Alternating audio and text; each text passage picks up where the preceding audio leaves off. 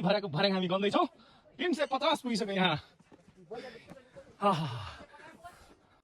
हो अझै धेरै टाढा छ हाम्रो डेस्टिनेसन पैदल यात्रा एकदम कनाइस दरु यति भरलाई बाई गर्दै हामी बाटो लाग्यौँ